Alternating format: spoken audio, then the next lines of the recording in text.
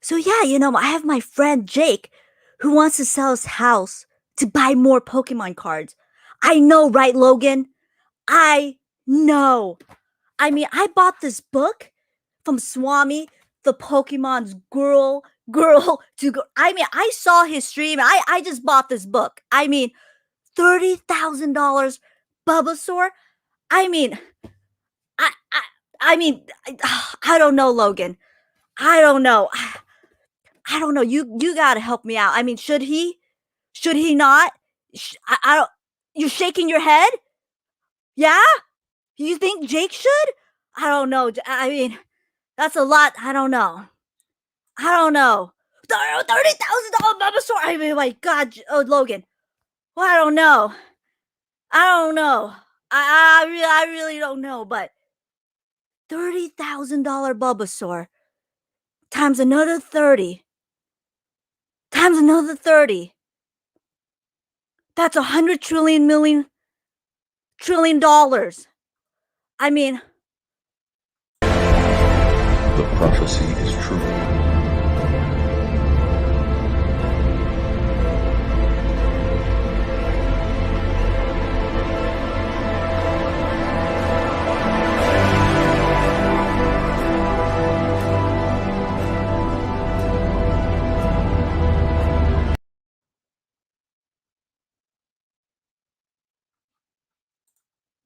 we're selling your house to buy more Pokemon cards, Jake. That's it. Let's do it.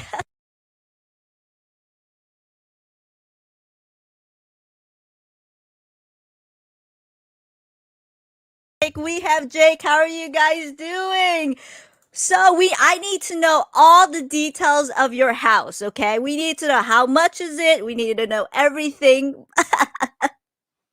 uh, how are you? Oh, sorry, got you on mute. How are you doing today? I'm good. I'm good. Thank you for having me. I'm not sure the house is going to cover it anymore. I might have to sell some organs and I can learn. I can learn to do real estate law in 2 minutes. I can do that for you. Don't worry. We'll save on it. We'll save a broker's fee. We'll save I will save it. We need to list this house. I see. That's a look. We can sell that painting behind you. Look at all those photos. I see that, Jake. I see that. But anyway, Swami's is a great friend of mine. You know him too. I just got him. I put him as a gift. I just had to. I always start with the stream with a couple of questions. I reserved down to 8 because it was just a little bit difficult. And I also want to reserve the time for everybody. And I'm pretty sure you watched the stream, so you know the questions a little bit here and there. And importantly, thank you for everyone. The stream had to it got rescheduled. So but I'm really glad everyone's here. Jake, pick a starter. Bulbasaur, Charmander, or Squirtle? Squirtle was always my starter. Oh my, 4, hey guys, 4 in a row for Squirtle. Squirtle, I mean. Favorite first-gen Pokemon? Oh man, I give different answers to this, but let's pick Dragonite tonight. It's definitely one of my favorites. Very nice. Favorite Pokemon after first-gen? Ooh, good question. That one I don't get as much. Favorite one? Probably Lugia. Even nice. Though it's an obvious answer. I really No, it's not. It's not at all. Least favorite Pokemon? Oh my gosh, least favorite Pokemon. Which Pokemon am I gonna hate on? Sudowoodo. For the ZNG fans out there. Absolutely. James, we're calling you. Do you play any of the Pokemon games?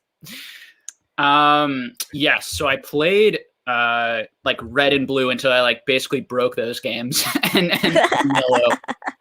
I've been playing the new Sword and Shield game, which I got actually 8 months after it came out because I just waited for prices to go. I actually didn't own a Nintendo Switch, and I just was refused to pay the scalper prices. So I just waited until I could get it for the retail price. And so I bought that and that game. And then I've played a few of the other games throughout the different generations, just on like emulators online, but never actually owned the other games. Gotcha. Yep. Gotcha. What is your favorite card that you own? Graded or just raw? So I have my first ever holo that I pulled, which is my Shadowless Zapdos. That would be probably the last card I would ever sell, I think. And then I got my first card when I came back in the hobby. My first sort of big purchase was a Gym Challenge Charizard, and that was one of my favorite cards as a kid that I never actually pulled. So those are probably two of my favorites. But really, Japanese promos and Japanese cards have really become the cards that I find myself spending the most time with. And interestingly, cards that I didn't even know about as a kid have become some of my favorite cards as an adult. Gotcha. And last question, what other trading cards that you play or collect? I saw a couple of your videos, but still, just in case. Sure. Yeah. So this year I collected Harry Potter, Middle Earth, which is a Lord of the Rings. I collected some Yu-Gi-Oh! And my latest thing has been Dragon Ball Z, and I also bought some Marvel stuff about 6 months ago. Gotcha. I took the spotlight away from you real quick when asking the question. Spotlight's on you. Tell us a little bit about yourself and your channel, and I'll hop right back in. Sure. So we basically talk about the economics of Pokemon, the finance around Pokemon, trying to help collectors and investors, but primarily people who I think I most care about, and I'm most interested in the people who I think are probably similar to me, and they really want to be in the community for a really long time, and just trying to help them make good decisions, and also just develop a community where we can have conversations, because I think it's so hard to predict anything that I think my favorite thing to do is to have sort of the same people come back each week and bring as many other voices on the channel so that we can debate and discuss what's happening, so we can all make better decisions for ourselves around what to buy, what to sell, what to trade, that type of stuff. Thank you. I'm gonna hop back in. Hi guys, how are you doing? Hi you guys. I was totally trolling Swami. I just love that little video that he made. It was so hilarious. Hey Drew, hey Swami, there you go. There's the author. Amazing book. Yeah, Swami is killing it. Look at I love the book. This is Swami's book, you guys. If you guys go to his YouTube video, The Pokemon's Girl Guide to Growing. 30K unlimited Bulbasaur there, buddy. I saw that. You didn't think I see that? Hey, Gerardo. Hey, CJ. Hi, Hailey. How are you? Hey, Base Blue Boy. Jody. Hey, how are you? Hey, we got a new watcher. Hey, how are you, Sing? Hey, Seem. Let me go. Hey, welcome. Hey, SDC. SRR, how are you? You go. Swami wants to know. Hi, David. Exactly. Subscribe, you guys. That'll be really great. Exactly. Swami says, sell the house. Sell the house. It's the right time. It's a seller's market, right? It's a seller's market. You got to sell the house. So let me go here. I'm going to go. Okay, you guys, real quick. This is a live Q&A. Jake is so awesome to do this. I apologize again. It got rescheduled, but that's okay. We made through it. It's a live Q&A. All the questions, let me know. And let me make sure I have. Hey, Adam. Hey, Dogia. Hey, Robert. Hey, Z. Let me go. David. B. Roy. All right, guys. I'm going to go through. Let me go here. There you go. Sell the house. I agreed. I'm rolling. Let me go here. All right, Baseball Boy went straight in, and let's talk about this. By the way, congratulations on that. Excellent. So I want to know who reached out first. Congratulations on being on Frosted Caribou. So Boo, a great live stream. And he wants to know, I want to hear you guys talk about Jake's discussion with Boo. So I want to know who reached out first. Was it a positive, or was it more of a negative experience. Even though I'm pretty sure you probably won't share it if it's negative, but let's just share what the positive is. And how did you feel about it? Sure. Yeah. So it came about basically. I actually when I saw, I think I saw her video about a week late when the YouTube algorithm, however it works mysteriously, sent me that video. And I watched the video and I found it pretty powerful emotionally. I think that and I had a lot of thoughts about it. And I actually watched it a couple of times, not the whole thing, but parts of it a couple of times.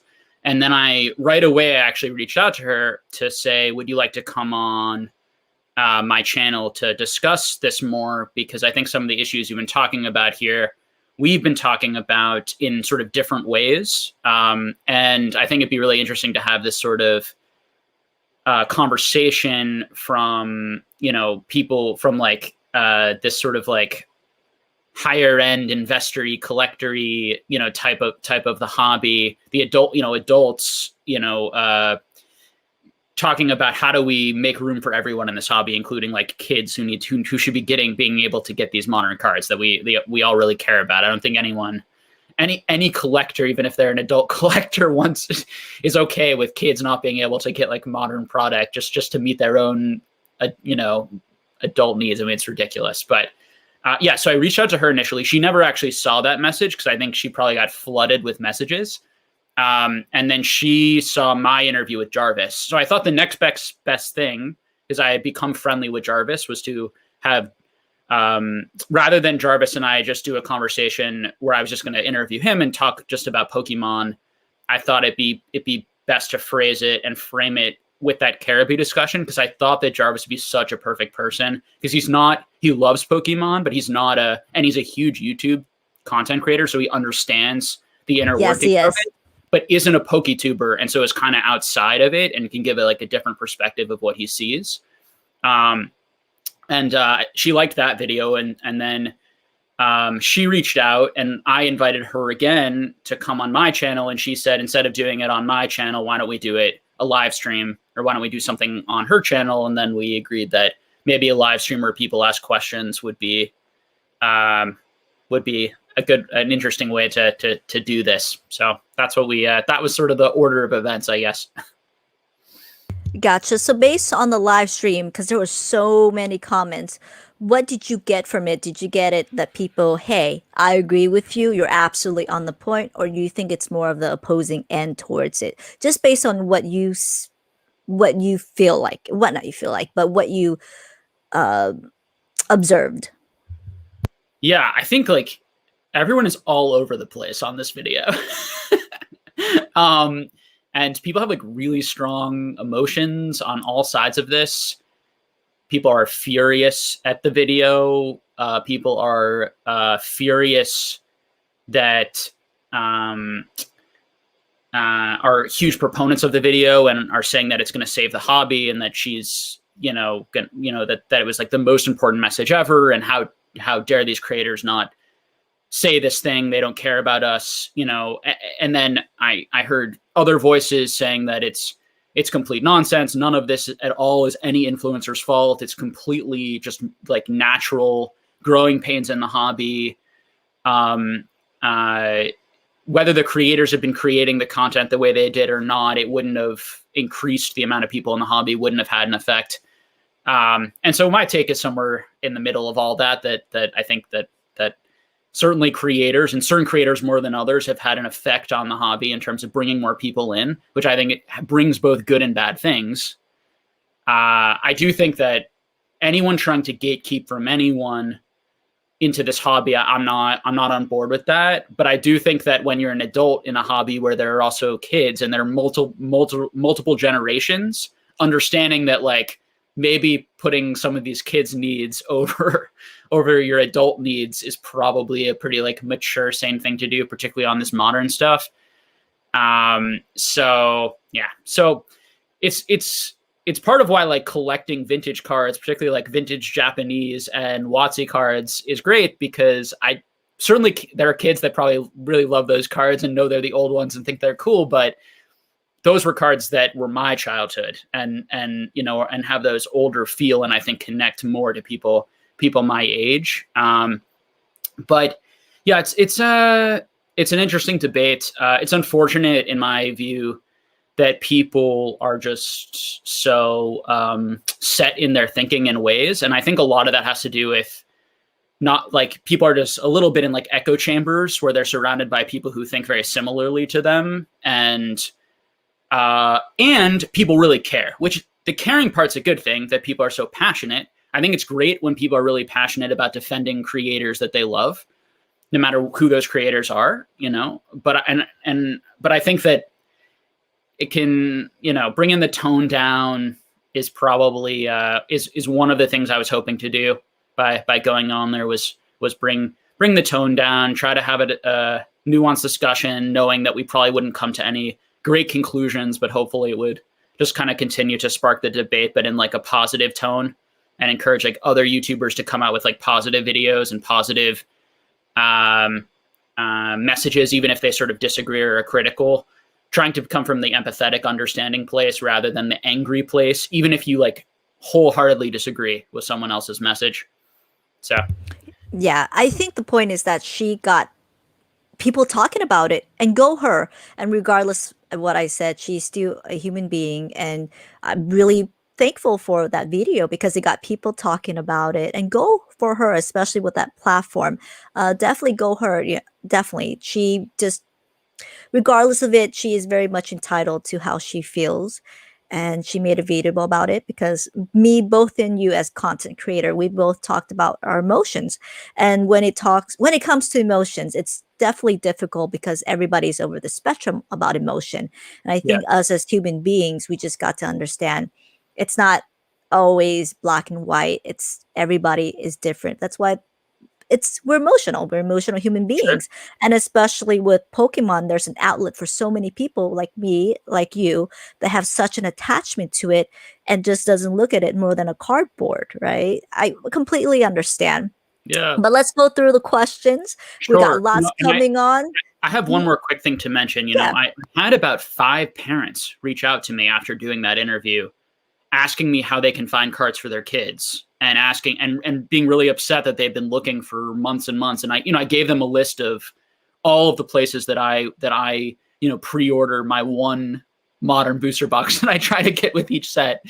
But my point being that whatever you think of the video, she's speaking for actual struggling that's going on in the Pokemon community. This isn't like a made up issue that doesn't exist. It's not like there are people who are really upset and unhappy and are having a hard time. So I think that she's very much speaking up for them. And I think that part of what I think might be misunderstood is that, and her point is that she didn't mean to maybe be so critical about and say that the content creators even caused this issue. I think part of it was just the anger that they're not addressing it and that they're not acknowledging it. And so you see really happy content creators, and then you see really unhappy collectors at the same time. So you see content creators saying it's the best year I've ever had. My growth is amazing. I've made millions and millions of dollars. And then you have your people who watching the channel who are miserable and not doing well. And I think that part of the video and that message, I think got lost a little bit in some other things, but I think is very true. And then what can they do about it? I think is, and I hope the large content creators think about it and come out with videos on it. I think that they should respond to this and not ignore it. Personally, Sweet's response was on point. I really liked it. I shared his video on my Facebook. Last thing, and it's great segue for the next question for CJ, but I just really wanted to say that it really, and Mason mentioned this as well, it really, really made me double think, who I bring, especially when I do this live stream interview, right? And it really made me double think, like, is this person beneficial for the community, especially that I'm gaining traction in my channel? And it made me really think that, and that's what it was. So even Mason said that I make sure is the content I looked and I review as well. So, but next question from CJ, thoughts on how you thought the conversation with Boo went? Any topics or any question you wish you would have asked or not asked? Oh, what a great question. Yeah, I mean, I think there were plenty of areas that I'm sure we could have done better with in terms of. I think that I probably talked a little bit too much. I should have shortened my responses, had things a bit more polished. I think it was a bit disorganized at times. But I also think we both did a pretty good job considering it was like 1,500 people watching live and everyone was screaming at us and saying hateful things to both of us. And so many people were angry that both of us were doing this for all sorts of reasons that I think, and I think we were just well intentioned, and I think we both treated each other very well. And that was the main goal was to be respectful and to really listen to each other. In terms of any like real specifics, I think that if we had done a better job of just shortening it and hitting on a few major points and being more specific, I think it could have been a more powerful thing because people don't have that much time to watch a 2.5 hour video. But that's all part of a live. That was, so I think, part of the decision to do a live versus a shoot and edit a video. So let's see if I can think of like any specifics. I think like what I just said here, the statements I just made before this about what I think her main point was, or what I think the best point of the video was, I think that I could have said that more succinctly, and that would have been strong. And we could have gone back and forth on that. In terms of questions I could have asked her, I think we touched on the ones that I felt comfortable talking about. There's some other criticisms of that channel that I think are I want to stay away from. So because I think that they're uncalled for and rude and are best to be ignored. You know, there's certain arguments and criticisms that I think are best to be ignored, and then the ones that I actually think can foster good debate are the ones that are worth having. Gotcha. Yeah. Yes, as DC said, hit like. That'll be really great. Let's get this channel going. Hit DC, like, have guys. if so, what were your thoughts? I have not. It was actually a very long video. I have not. I've been working way too much. We unfortunately had to reschedule this, and I wanted to wait to Saturday so I can have more time. Usually Fridays are my time that I get off work and I watch. So I have not at all, but I'm positive Jake did a fantastic job. I would say me and Jake, we met because we had the same fundamentals, and I reached out to him not knowing his background at all. So I just reached out to him. I'm like, wow, hey, same here. But I'm almost positive me and Jake, we align about, I would say 99% of the time of what our thinking is, because that's how we became really good friends. I consider you a great friend and a very trusted member of the community. So David. Yeah. Hey Jake, how's Dragon Ball Z score marking doing? Worth selling booster boxes right now? Definitely all yours. I don't know anything about Dragon Ball Z. It's funny. I had a comment today on one of my videos saying like, aren't you worried that you're like shilling up Dragon Ball Z prices because you bought some? And it's like, yes. Like, how do we even run these channels without pushing prices? How do I answer this question without having an effect on this market? The answer is I can't. So I guess I will just answer it honestly. So the score market is on fire, like so many markets. Actually, when the Pokemon market really cooled off is actually when the score market really took off at the exact same time. So in terms of worth selling booster boxes right now, it's always good to sell into hype and into it's always a good time to sell when people are really happy about something and bullish on something. Generally, it's not a good time to sell when people are really negative on something, unless the fundamentals have changed around the thing. And in my opinion, there are really good fundamentals around this stuff if you like it, because it's very rare. It's very hard to find. And the collectors of this are hardcore, passionate collectors, and they hate selling. None of them sell their stuff. They all refuse to sell. Even when prices went up a lot, they just bought more and bought at the higher prices immediately. So I knew that it was that type of community from talking to them. Unlike the Pokemon community, where I felt like a lot of speculators had come in and driven up some of the prices, I felt, and now also tons of hardcore investors and lovers of the cards drove up a lot of the vintage and these types of things. But the Dragon Ball Z community felt actually very protected and shielded from that. And so I really saw like really good opportunity when I learned about the fundamentals that drove that market. And I love Dragon Ball Z, and I actually collected those cards as a kid. So it also connected with me. So for me, like Harry Potter, not the cards, but the books, Dragon Ball Z, Pokemon, and Yu-Gi-Oh, and a little bit less, but Digimon. I did watch the cartoon. Were big parts of my childhood, so it just kind of felt like a natural fit for me. And it was exciting because the market is super underdeveloped, and so there's so few graded cards that it was fun. I'm like one of the first people to really be in that market, trying to track down the mint versions, trying to get cards that I might be able to grade. And there are definitely other big players who've been there much longer, but very few, unlike the Pokemon market. And there's a lot of gatekeeping in that hobby where they're a lot more private with their information and a lot more secretive. And I think that that's also stunted the growth of that hobby in terms of the more people joining it and feeling welcomed and having fun there. And when you see DBS and how amazing Dragon Ball Super is done, it makes you think, why is something like these vintage score products that kids grew up with not seeing some of that movement? And of course, then it ended up seeing a lot of movement, and there are record high prices every day right now in score DBZ.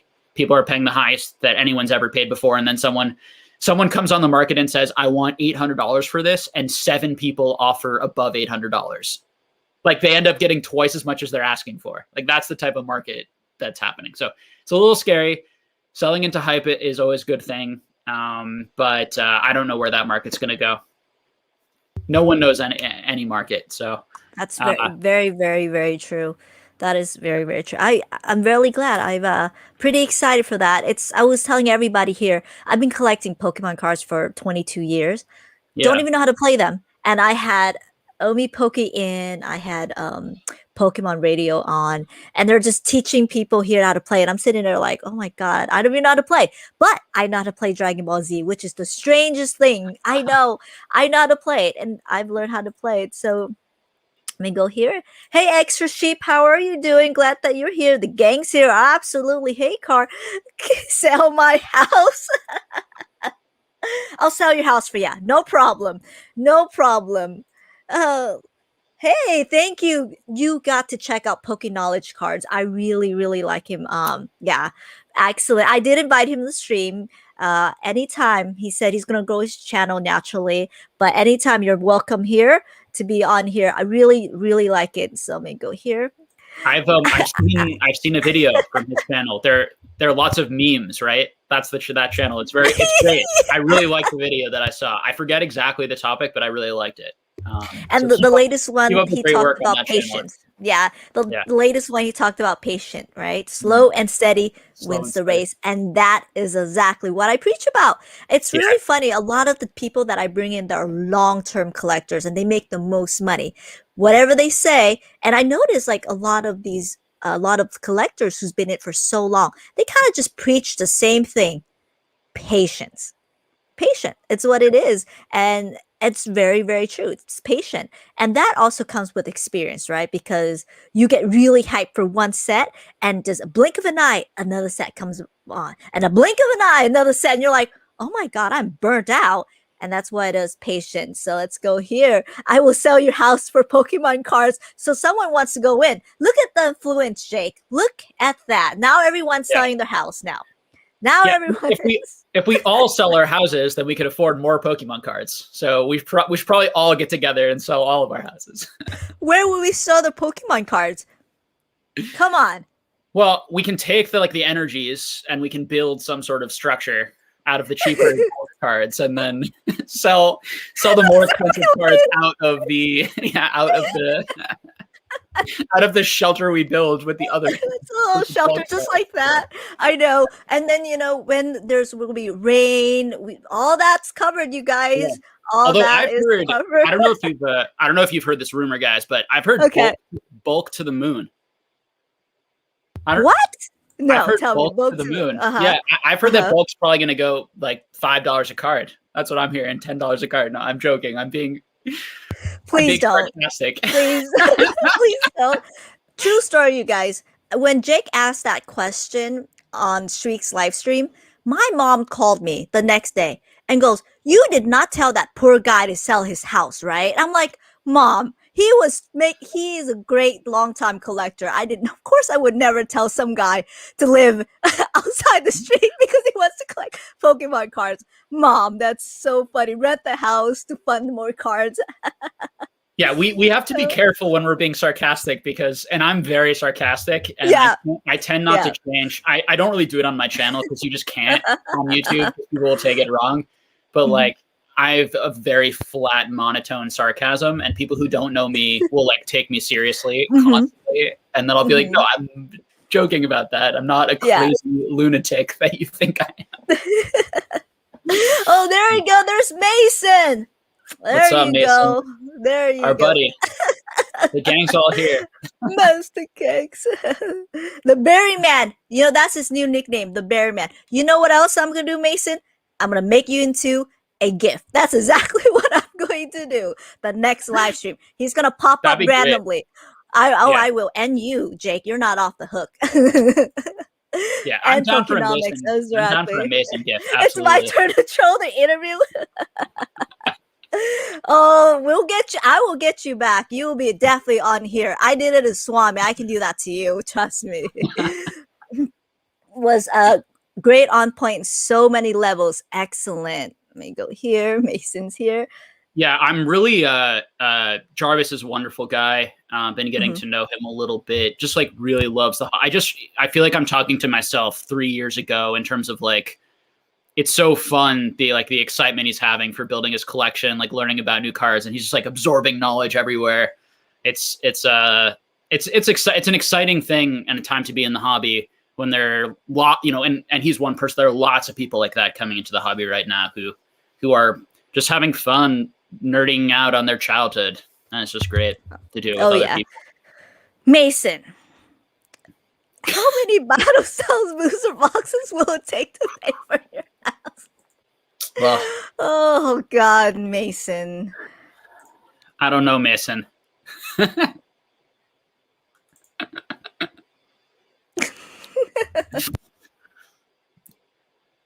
I have you bought any battle styles or open battle styles yet? I did a live rip and ship, which I promised that was gonna go back yesterday, but I've been so busy. I just sell at MSRP, like $5 a booster box. Not booster, $5 a booster. Oh yeah, that's a pack, guys.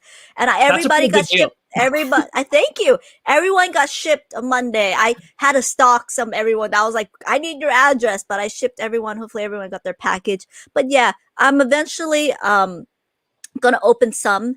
But other than that, I'm pretty excited. I'm so behind, Jake. I'm still on Vivid Voltage. Okay, I'm still chasing that fat rat. So I'm still a little bit behind. I'm pretty excited.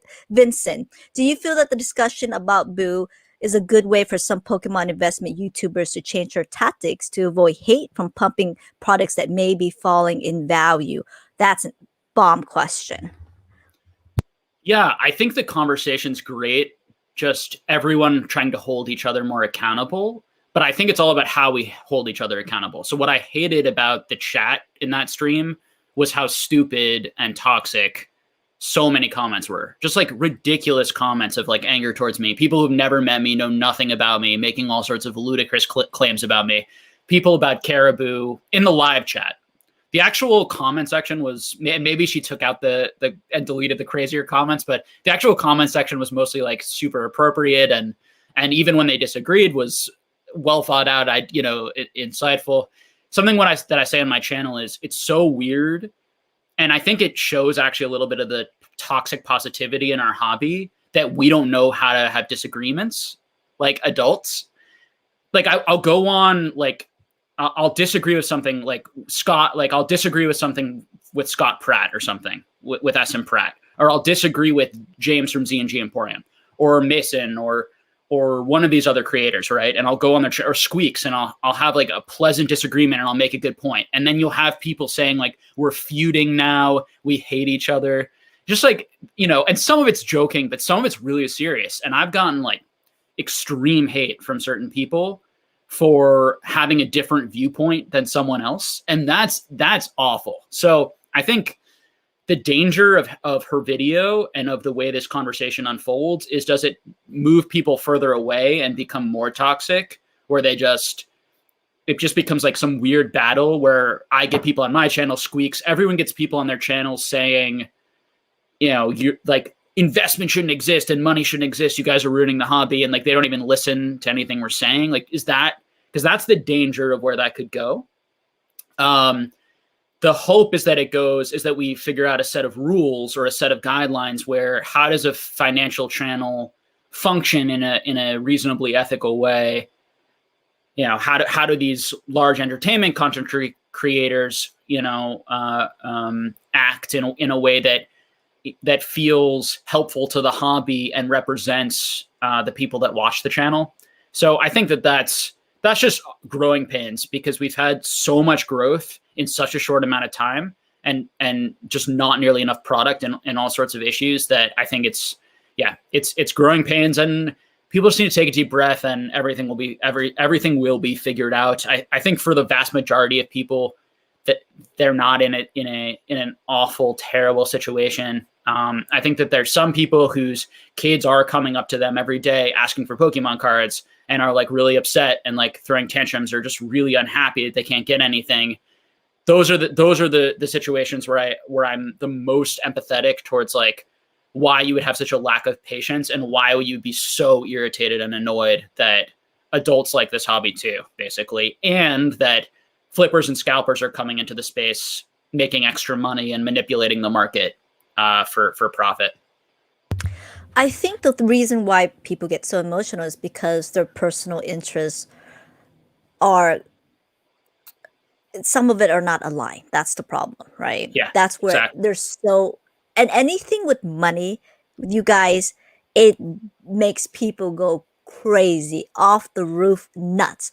Because that's the reason why some of my videos, and some of yours, every time that we say that's probably not going to be the best interest, I notice the dislike button goes up. I notice that. And I notice that my job is to entertain you guys. And I try to, well, horribly, but I definitely try to. But I cannot to sit there wholeheartedly and said you're going to make money out of that, when I don't think that you will. That's the thing. And that's my job, is to entertain and educate. Yeah. And that's why I've learned to just notice experience is the best teacher. You can preach all you want, but experience is best teacher. But different from my job and other, is that people pay me to come and ask for investment advice or financial advice, right? People pay me to do so. So when I say bad news, they're like, oh, okay. But here it's more like people want to fall on that hype. And I think it really depends. If their interest is not aligned, it's not personal, it's bias confirmation, right? People will be very, very upset. Yeah. And that's okay, because we're all human. It's based on emotion. And you just perhaps just have to understand that's what it is. It's nothing personal against you or me. It's just what it is. So just wanted to say that, just in case. Absolutely. And there are a lot of people who just want to take their day out on someone online. Yeah. That's the reality of the internet. So there are a lot of people who probably don't care at all about the debate or about Pokemon, and they just they had a tough day and they're not feeling good, and they just want to see you happy and enjoying yourself, and they're like, no. It's okay. Really, it's okay. And I mentioned this to Poke Knowledge Cards, and he said to me, as long as you're doing the truth and you're saying the truth, it's nothing. That's it. That's more that you can do. And exactly with your channel, that's more that you can do from there, right? Yeah. So exactly. But anyways, Wizard of the Coast fetish. How is the Pokemon company determining which artist is going to draw a specific Poke card? Do they open a task for multiple artists and pick the best one for the artist for the card? That is such a good question. I would like to know this as well. I have no idea. Really interesting question. I honestly haven't ever thought about it. That is true, but I really like certain artists. Like I really like certain artists definitely for that. The clay Pokemons are one of my favorite. Eric Page. The Pokemon company is so secretive. From my understanding, like I don't like a couple of the people that I go to, because they're a lot more knowledgeable than I am. like they don't have that type of information. And I really just the Pokemon company is so secretive that I don't think we know a lot of these things. And there might be some people who do know in the hobby, but they're not allowed to tell us for whatever reason, because they have connections and these sorts of things that they don't want to damage. So what I can tell you is that I'm not in the know of how the company chooses that sort of stuff. Yeah, that's true. The only time that I even saw remotely close how they print Pokemon cards was because of Mason's video. That's it. Yeah. Other than that, I've never seen the company. Don't even know how to do it. 2 times is your friend. Anytime who watches Jake's video knows how to use it. That's really funny, Eric. Roasting. That's a great exactly. He's right. He's right. That's true. That's true. He got a webcam, you guys. Come on, that's an upgrade, you guys. Come on. Yeah, my audience are troopers to put up with videos and the lack of webcam. They are. Eric Page, how old does a Pokemon item has to be ordered considered labeled vintage? So it's just sort of a semantics. I mean, it's something that the hobby could develop some consensus around. Older hobbies like sports cards have more of a consensus around which dates represent which period. Comics have things like the Golden Age, the Silver Age, like they have more specific things. Pokemon doesn't really have that yet. We have like Wizards of the Coast, which is a clear, definitive era.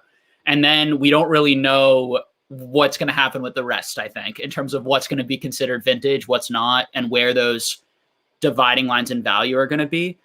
I personally think it's going to be XY and newer is not going to be as vintage. I think before XY is going to end up being considered more of a vintage thing because there was just less supply. Now there were XY sets that had a lot less supply than other XY sets, but overall, when you go back, particularly when you go into like Diamond and Pearl, even before Black and White, you just have very low printed sets and that have a lot of popularity to them. But even in Black and White, super low printed. Some of those sets not very popular, so we'll have to see how they do over time.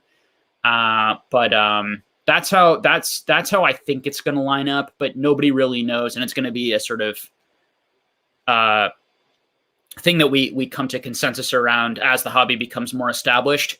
You know, this hobby's so much newer than any of these other hobbies that we don't really we could say nothing's that vintage in our hobby compared to the vintage stuff in sports and comics. So gotcha. I think I'm a little bit more open. Tell me about it. What do you think about Wizard of the Coast as vintage, a Diamond and Pearl semi-vintage, and then more modern? What do you think about that? No? That's how I kind of live it. Kind of. Yeah. I think of it as three things too. So I think of it as Wizards of Coast. I think of it as like original Nintendo EX era to maybe the end of Diamond and Pearl, maybe the end of Black and White. That might be debatable. And then XY to Sword and Shield right now to modern as sort of 3 different periods. Gotcha. But I do see people pushing XY into vintage and calling XY vintage. Mm-hmm. I don't think a lot of people have been in the hobby a while are doing that. I think it's more people who are newer, who are doing that also to push the prices up on XY and to make it sound very old when a lot of that stuff was still in print up until like a year ago. But that's a whole nother thing. Gotcha. Hey, Hefe's here. There you go. By the way, Hefe was the one that informed me that Battle Styles could be located in some stores, not the ETBs. But I thought that was really good. No, the gang is here. Hey, Squirtle, how are you doing? Let me go here. They're just talking about their. Hey, Ray, how are you doing? Hey, Kevin. I'm having a great day so far. CJ, do you think Bo's video had an effect on those creators she pointed out, such as PokeRev? One of Rev's most recent video was opening cards from the 90s instead of a 10K box. Ooh, I did not even notice that. Yeah, I heard a couple people tell me things like that, and like some other creators, which I won't mention, usually put numbers in their titles and have stopped putting numbers in their titles.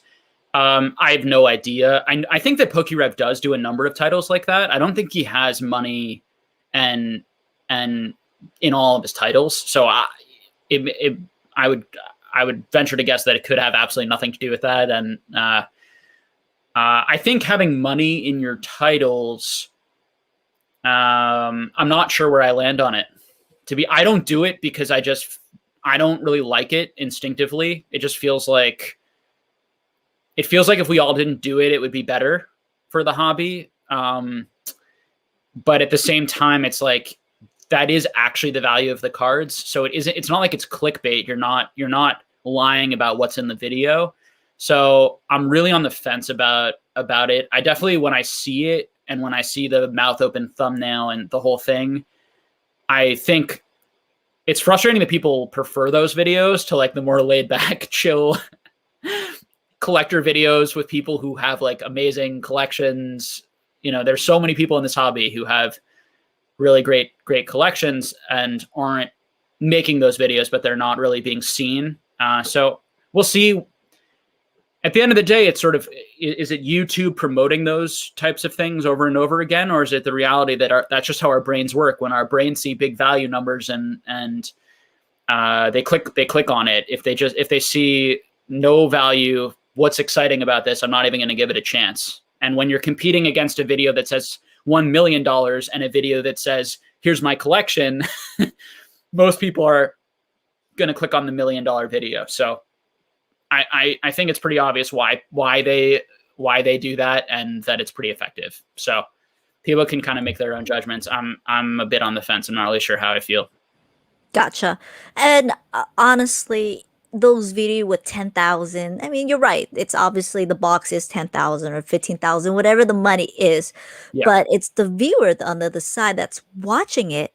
They got to know, you're right, it is 10,000. But with more just research than they do on their own, they're not. I always call people that, they use the word Timmy, and I don't like that word Timmy. I don't like to use that at all. I just say misguided collectors, because that's what it is, because my cousin's also name is Timmy. But the people that watch it is really have a lot of power to it. The people that watch it, the people that watch the box opening break or live breakers, they're the one that hold the money. They're the one that says, we're going to fund your success, right? So even if the title says 10K, 30K, it's what is important to the viewer that knows it at all. So I do see where CJ is coming from with it. And I definitely see where Bo's coming from with it. But again, with that title, anything, it attaches a monetary value to these cards. So exactly what she means to it. But yeah, really went on a tangent, you guys. No, and it's mixing a lot of dangerous things, because these are pack opening streams where people are gambling. And when you mix, like, you could win a jackpot. I mean, why do you think casinos have those jackpots and flashing lights and say $1 million box? And it's to get you to buy and to get excited and to engage in it. And that's the reality of the world. You're always going to see that. But I think that choosing whether or not that's okay is not something that that I think any one person should do. But I do think that if you don't like that and you choose not to click on those videos, or you choose to support streamers that maybe are using less of those types of, let's growth prices feeling vibe to them, I personally would support pack openers and things like that as much as possible, because I think that there's less of a chance of that gambling addiction, that newer people coming into the hobby thinking that they're making a lot of money or that they're going to get rich by opening packs. Now, what percentage of these people think that? I'm not really sure. Probably a large percentage understand what's going on and are just taking part in it for fun. But there's got to be some percentage of it that's being that those types of things are hurting. So. Gotcha. We'll go back to it. Definitely don't want to skip the comments. I have lots of comments, but definitely we'll go back when we have time. Me and you are going to catch up, because we're definitely going to talk about it. Bellsprout to the moon. Absolutely. I somehow hoarded a bunch of Bellsprouts. I don't know how I... Look, he's dancing on you, Jake. But anyways, accidentally hoarded a bunch of Bellsprouts for some weird reason. But yes, to the moon. We need Pokemon to get once. Yes, absolutely. That'll be really great, you guys. Sign Bellsprout. Oh yeah, I would like to get one sub. I'm very slow at it. I'm slowly doing it. So slow. Thank you, Mason. I really appreciate that. I'll definitely do that. I'll consider doing that. Swami, Pokenomics, have you been able to figure out the Dragon Ball Z Cardass. Did I say that right? Cardass? I don't know. I say these things wrong, and people like hate on me for it, and I deserve the hate because I probably should know how to say all these things, and I just say them the way that they look to me. But what do I want to say about that? I haven't really figured anything out. I'm trying to figure it out. I've bought some different bought some different vintage DBZ items from Japan. Some of these older Prism cards and some of these middle generation stuff because I want to see them in person and I want to see how much I like them. I really like the way they look online. And so I'm excited to see them in person. They remind me a lot of things like our Prism cards in Pokemon.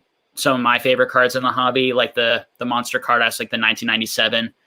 Those types of cards. So it's the same type of art style and layout and color schemes, but with like DBZ characters and prisms, and they're really beautiful, I think. So when I get those back, I'm going to start looking at them. I'm going to start talking to more Japanese sellers. I'm going to see if I can find some mint product, just the exact same thing.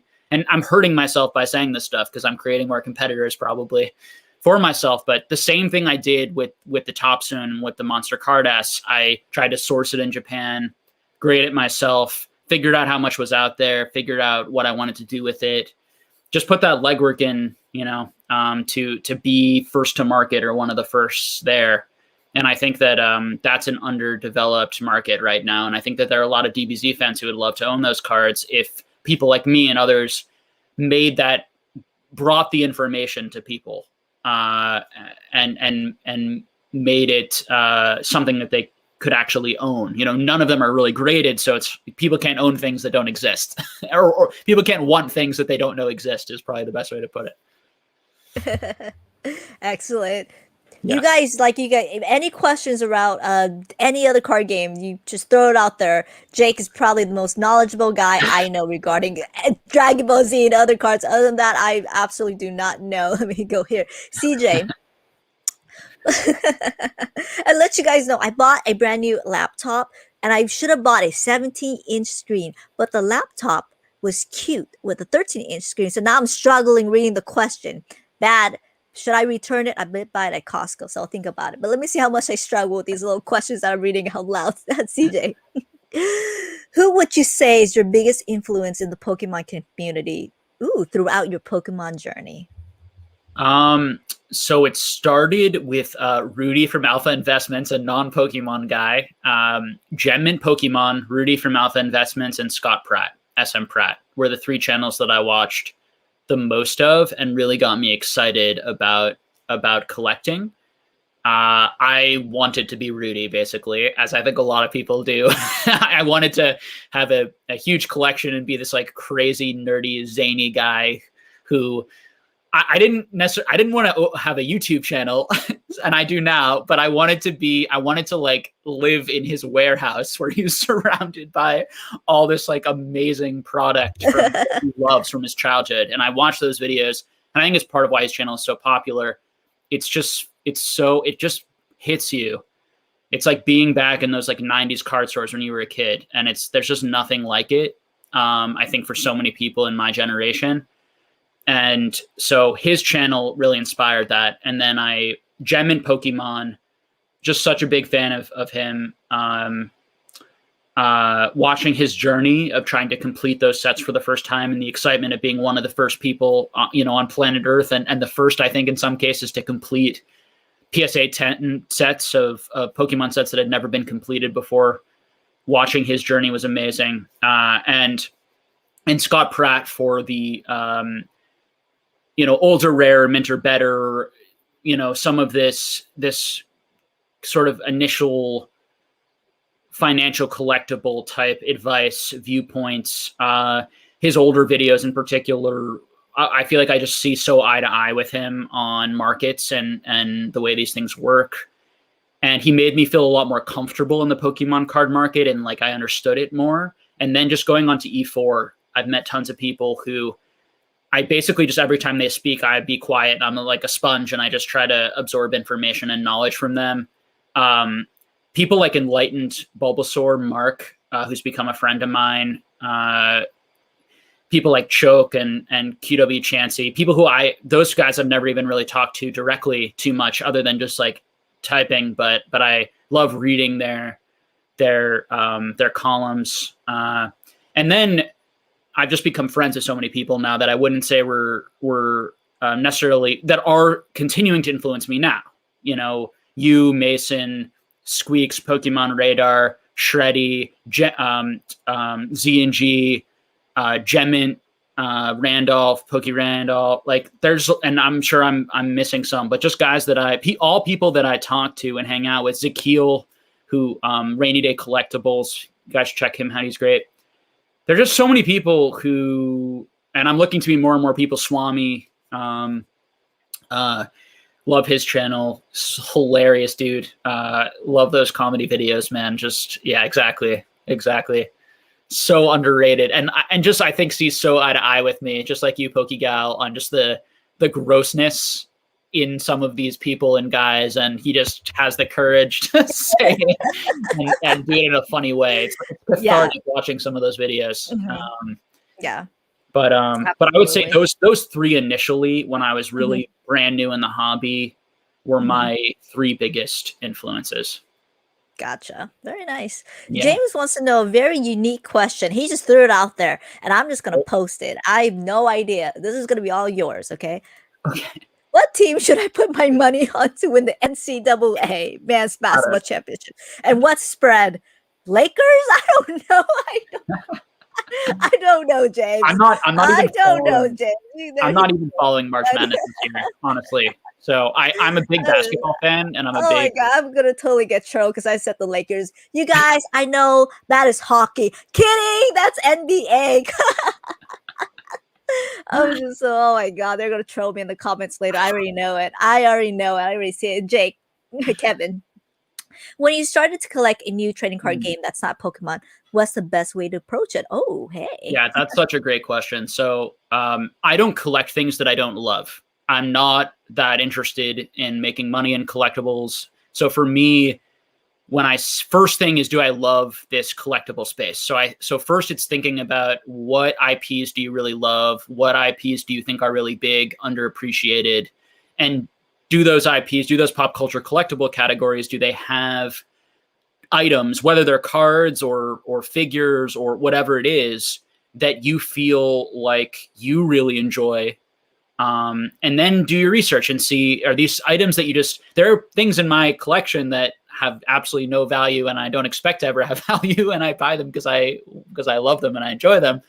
And then but it's ideal, to be honest, when I can do both at the same time. And so when I find items or categories where I feel like I can make money and or at least have my collection maintain some value or have a chance of going up over time, it's just such an enjoyable hobby and enjoyable way to spend your time and spend your money. And so I guess what I would say, yeah, first figure out what you like, then go on. You gotta do deep dives. So I would scour Facebook. Facebook is a great place for groups. You want to join the groups of the card game, of the whatever it is that you're collecting. You want to see that, you want to find the people in the know, the most knowledgeable people. You want to go onto Instagram and you want to type in the cards, like the chase cards from that hobby, and it'll pull up certain people's things and you'll see, oh, this person owns like some of the best cards from this hobby in the world. And then you message them directly. This is what I do. I'm constantly networking, making friends, meeting people, talking to people, sharing information, me helping them out with Pokemon information, them helping me out with Score DBZ information, taking an interest, being, right, the stuff that Pat Flynn says, right, serve first, these types of things, but cooperate and work together. And a lot of people in these hobbies will love that you are taking an interest and love their hobby and will love to share their knowledge with you if you approach them in a respectful way. So just like I love sharing my Pokemon knowledge with people who approach me in a respectful way, and it's fun having those conversations. So yeah, so it's making those networks, those connections, Instagram, Facebook, going on obviously to these PSA, BGS websites, seeing are there graded cards, getting a sense of the market. If it's a Japanese game trying to contact Japanese sellers by locating them through Instagram, through Facebook again, going onto YouTube, seeing if there are content creators in that space, contacting them. So all of that stuff. Absolutely. I also just want to add just something else. Excellent point. You got to, when you reach out to somebody in the hobby or different hobby, make sure they have the experience for you to even consider listening to them. Just the experience, because when you said content creators, there's a lot of not a lot, but there are content creators out there where I'm just like, I don't think he or she has enough experience to even considered giving advice. But that's just my opinion. Yeah. But I definitely think experience is definitely the key. Ask them how long they've been doing the hobby. Yeah. Because I've been venturing to sports card, and I have like 3 friends that are helping me with NTFs and just regular sports cards, but they've been doing it for 25 years. So I said, okay, that's definitely experience that I can definitely listen to. You doing Top Shot? You a Top Shot? I have. I did. I invested 10K in it. I listened to a friend. It's free money right now. In it. I thought it was really great. I listened to Humphrey Yang, but we have questions in regards to NFT coming up. I just scrolled down real quick. I thought James is always the best question. He's so funny. Crypto Kitty is a good investment for someone getting into crypto. So just making one quick comment on what you said before, because I just think it's really important. People with big collections, when someone has like no collection at all, that can be a red flag. And there are lots of YouTube channels with people giving like financial investing advice on Pokemon who own no Pokemon product at all and have no experience doing Pokemon. So people who have not been in it for a while or not been in these other places for a while and don't have any of the cards, they might be like amazing because they're buying and selling all the time, and then they don't have any inventory right now. So it's not that they can't know what they're talking about. It's just be a little bit of a red flag. Yes. Someone who has a very big collection could also not know what they're talking about and could just be a collector who had a lot of money and was collecting for many years and not really be that savvy also. So just because you have a big collection doesn't mean that, but I would definitely lean towards going on Instagram and looking for the people with the biggest collections and engaging with them, because they're most likely going to have the best information, know what they're doing the most, and have been in the hobby the longest. So I absolutely agree with that. Experience is definitely key to just anything in life, right? Experience is definitely key, right? Definitely. So just keep an eye out on that, who you're listening to and who you're following, how long they've been in any hobby or anything that you do, or anything like a job interview, right? Same thing. Yes. So just experience is definitely key. But absolutely that. I don't know. I've been looking at Crypto Kitties. I think they're so cute. I heard that they were the top 4 NFTs. I'm going to look into it. But the reason why I went with, Top Shop with the NBA is because my friend is heavily invested in NFTs. And I put in about 10,000 with NFTs. We got lucky there because I just listened to him. And he said, you have capital, I have capital. Let's do it. We got a Steph Curry card. And we just got really lucky. So I asked him, when are we going to sell? He's like, not yet. So I just trust him. So again, with just experience, it's always great to venture out. Yeah. And definitely go out. Let me go here. So I'll be honest. I sell every card that I get immediately. Hey, Jose. For me, the money in Top Shot right now is if you are lucky enough to get a pack, open the pack, sell everything in the pack, try to get the next pack, sell everything in the pack. That's how I've been making money. And I basically made $1,000 for just doing nothing. And it's very nice. And it's like, very nice. Sure, you could definitely make a lot more money. Like if NBA Top Shot ends up being a thing, and you own one of like the legendary, legendary and maybe 1 out of 50 or whatever, 1 out of 40, even 1 out of 25 are the rarest ones. Those might end up being very valuable one day. It's possible. They also might get flooded because there's going to be so many more moments, and those moments aren't that special because none of the highlights. One thing that Top Shot really messed up with is that the original Top Shot highlights are not like finals highlights. They're not like really important moments in sports history. And so I wonder how those are going to compete with moments in sports history. And I wonder how they're going to compete just food for thought for you and for people out there. I wonder how they're going to compete with. There's a level of rarity that they haven't brought out yet. That's going to be like one of ones, and they're going to auction them off. And when they start bringing those out, how is that going to affect the rest of the market? And I think that a lot of that market right now is relying on the fact that so many more people are trying to buy the packs than are available.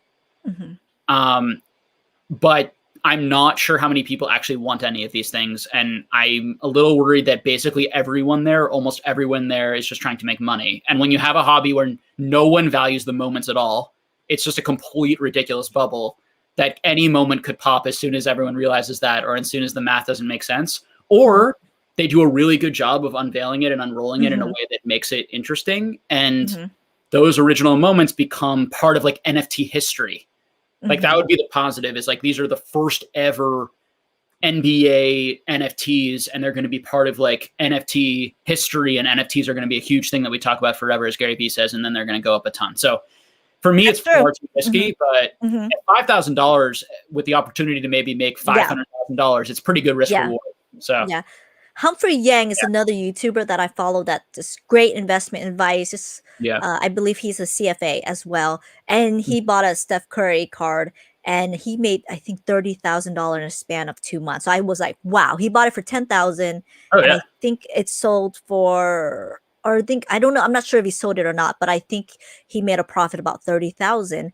And he said, I know there was a lot of pros and cons. Like, I would watch all these videos, and some people said, go for it, right? And another says, don't go for it, it's in a bubble. But again, it's all pure speculation. Right now, I'm making money. You're making money. We will see. We will see. Well, you only make money if you sell. Exactly. And I'm selling. So Exactly. But I was telling the guy, I said, we need to sell. We need to sell. He was saying, we're going to wait for the finals to sell. I'm like, okay.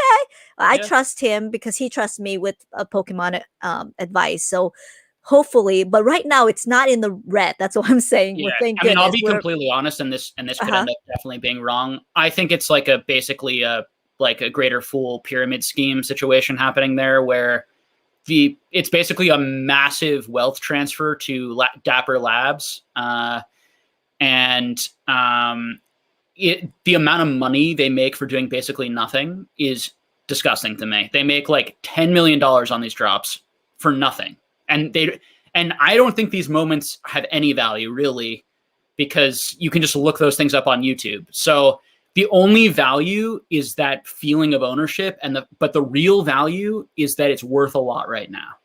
And so I think like if those things were going for 20 cents, you would believe that they were only worth 20 cents. Like you know what I mean? Like, whereas if Crystal Charizard was 20 cents, I'd buy every single one of those in the world and be extremely happy to own all of them, because the Crystal Charizard has a lot more value to me than actually has real value to me. How much does that moment that you can just see on YouTube, how much value does that actually have to you? Maybe some, because you're on the blockchain, and because it's so rare, they're only 49, and because you love the internet and you want to be part of internet history. So there are good arguments. Just be super careful, guys. Even Gary Vee is like saying negative things about NBA Top Shot. And that when you know that guy is saying something, when you know that he's saying be careful, be super careful, because he's like been pumping up that stuff for months. But yeah, it's definitely something. It's a great learning experience, regardless of what I did. But I trust them, and when it sells, we sell. But hey, we're learning, and that's it. But we got to go back to the questions. We got to devote our time to it. PokeGeekdom. Do you think the remakes of Pokemon Diamond and Pearl will affect the corresponding vintage set or contemporary modern? Do you think the remakes of Diamond and Pearl will affect? I think it already has. Way before they made the game. Yeah, I'm not sure. Yeah, we'll see. And PokeGal really nailed it here, is that, and this is something that that people in the market always miss, and frankly, the vast majority of YouTube content creators always miss, is that the news of something happening means it's already happened in terms of the prices. So as soon as Logan Paul says he's doing a box break, that day the prices go up, not the day he does the box break. The day Pokemon says they're releasing a Diamond and Pearl, the Diamond and Pearl cards go up, not when Diamond and Pearl is actually released. You see how? So for the people who are here, because the way investing works is where everyone's trying to predict the future. And so when you hear good news about something, the prices move up on it, even if that good news isn't happening in the future. It's the same thing in stocks. It's the same thing in everything. The only caveat to that is if it's an awareness piece. If the Diamond and Pearl remakes actually make people more aware of Diamond and Pearl only once they play the game, only once they actually do the stuff, then it could raise prices more. So hopefully that makes sense for everyone. Yeah. Jody says 1440p. Jake, yeah. I'm not sure what that means, but okay. Well, he made it. Jody's great. Has been such a great supporter of oh my yeah, he's your mod. He's your mod. And he just made a comment today, and we were talking just about improving the content on my channel by improving the like visual quality. And me just not knowing anything, but I've hired an editor who knows a ton, and so my channel's going to start looking better and better, guys. And none of it's going to have to do with any of my skills. So I can't literally it's a stepped up. It got to webcam. Excellent. Oh my goodness, I'm so behind the comments. At least I think I am. Okay, they're just going here. I just want to make sure I get to the comments because I try to read it all. Let me go here. There you go. There's a comment right here. Vintage fetish, Wizard of the Coast. Do you think shiny artillery ultra rare gold card is the beginning of the cards that get the super rare slot, even when there are no fan favorites? Possible then the less Pokemon will get the ultra rare slot more often. Ooh, that's a tough question. Let me look at that card real quick. That's a tough question. I'm gonna Google that card real quick.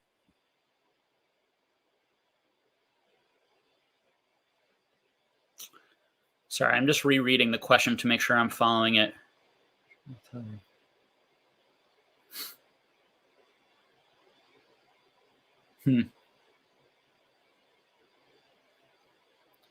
Yeah, that would be cool, right? I think that, first of all, I think that a lot of these Pokemon are more loved than they appear.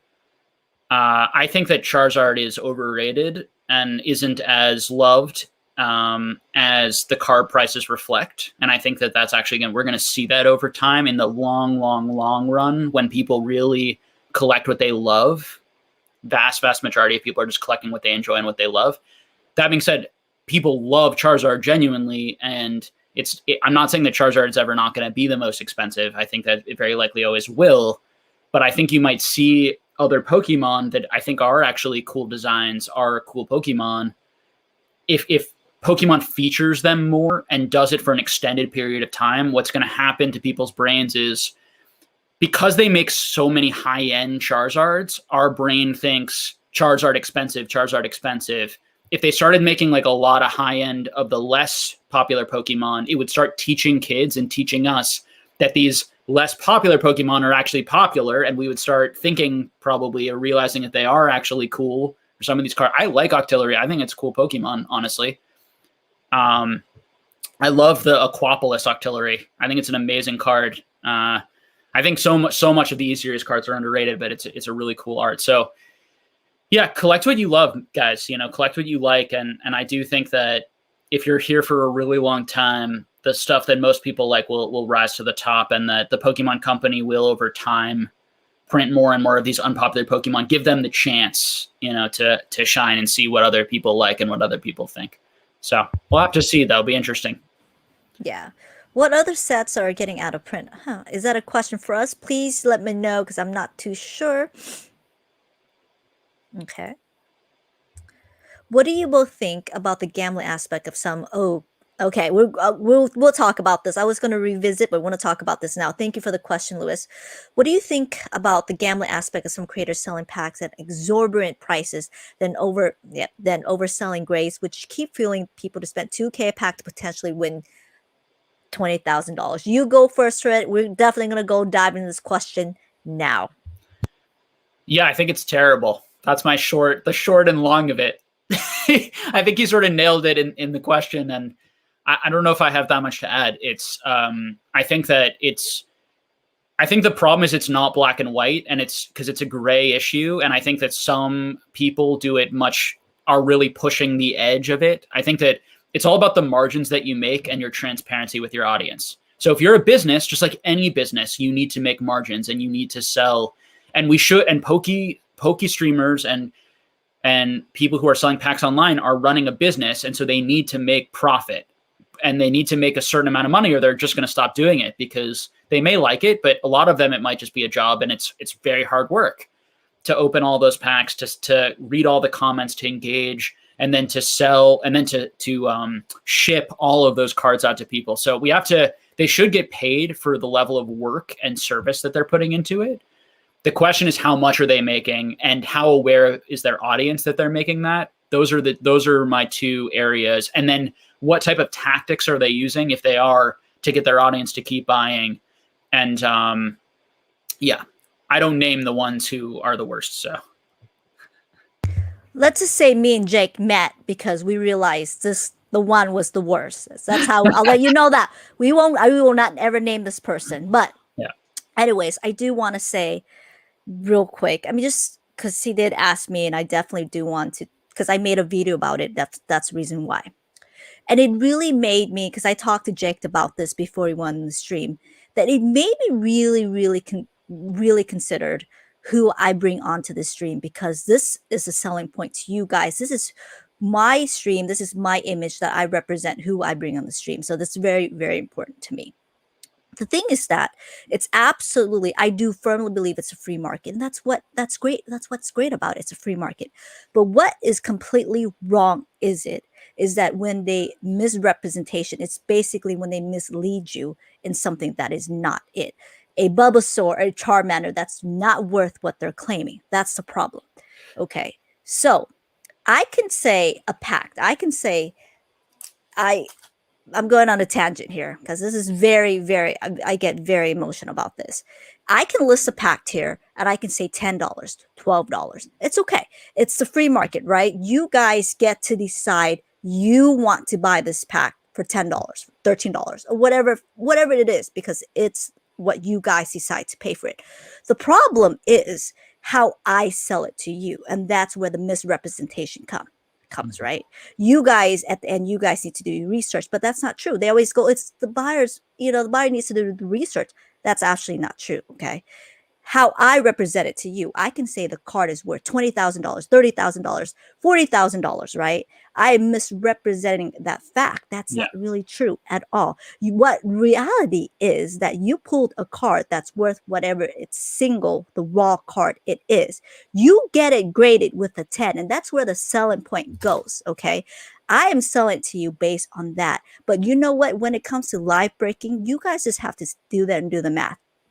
How much of the pack times it by 36, and that's how they get it. I'll let you guys know. I have so many vintage booster box, and every time I do a live stream, I get a private message from, I'm not going to name anybody, but I get a private message. Hey, can I buy your booster box? And I would do my due diligence, and I would be like, okay, if I sell it to you, what are you going to do with the box?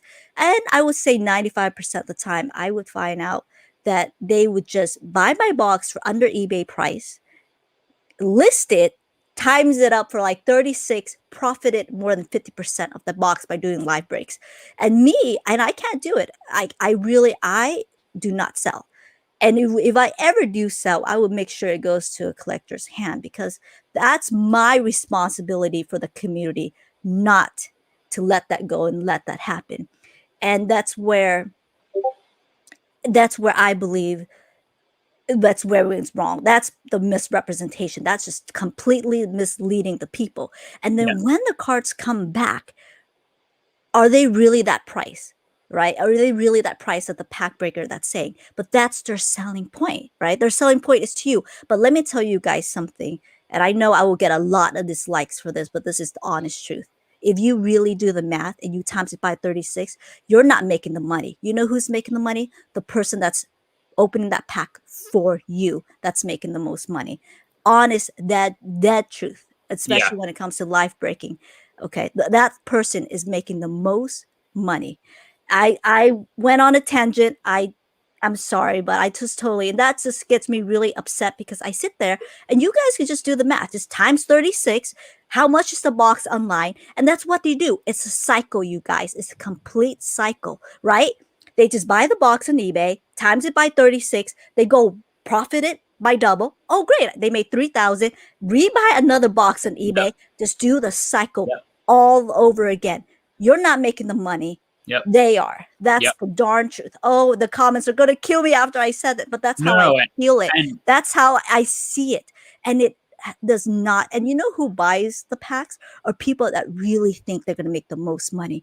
But that's when it comes back and they go, oh my God, I'm not making money. And what's worth is that they spent $1,000, spent $700 in a pack to open a card that's worth $10. I think where it is, or even $20 or $30. I'll just throw it out there. That's the thing. So sorry, Lewis. I just totally went off on that question. No. I think you directly answered it really well. You know, I think so. Here are the two really dangerous things that they do. One is you have, I'm just going to call them the more like just morons, like people that I just, they don't know anything about Pokemon. No, Jake, they're misguided. Misguided collectors. No, I'm not talking about the buyers. I'm talking about the person who's running the channel is aligned to their audience, telling them that they're an expert, and calling themselves an expert. Yes. When they are literally making up cards that don't even exist. Like I've gone on people's live streams and asked them like, what do you think like a Gold Star Lugia should be worth? Like, do you think, you know, and they're like, which is a card that doesn't exist. And they'll say, oh, Gold Star Lugias are going for this. You should be buying it for that. Like they'll give you advice and they'll tell you specifics about things that don't even exist. So you have people who are just flat out sociopath. Like these are just sociopaths. They're liars. They're trying to scam you out of your money. Then you have people who say things like this, that you will make money in the future on that card. When you get a bad hit. Misrep. Yes. Yeah, exactly. Misrepresent the reality, which is when they get a bad hit, and instead of acknowledging that like they just lost a lot of money or saying nothing, at least they'll say things like, you'll probably make money if you hold it long enough, these types of things. And it's like, maybe, okay, but it's extremely manipulative and maybe not. And they would have made a lot more money if they hadn't bought that pack and just bought that card now for what it was going for, which is 10% of what they just paid for that pack. So it's misleading. It's not good. And yeah. And so there's that. That's a big issue. Let's see. Another big issue is that these guys, just think about it. Like if they really believe that, or if it was really a good business, like if they could just hold the product for a few months and then sell it at much higher rates, why would they be selling it to you?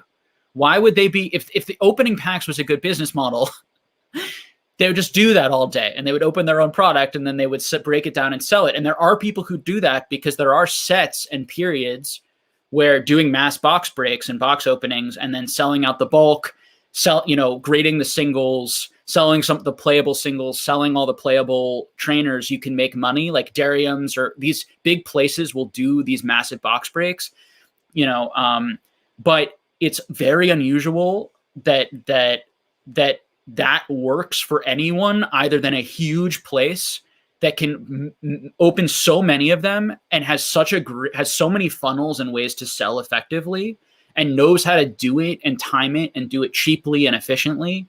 And they make so little money on the margins, but what they do is they just do it so much that they make money that way. Their margins are so razor thin. The margins of most of these pack openers online are huge.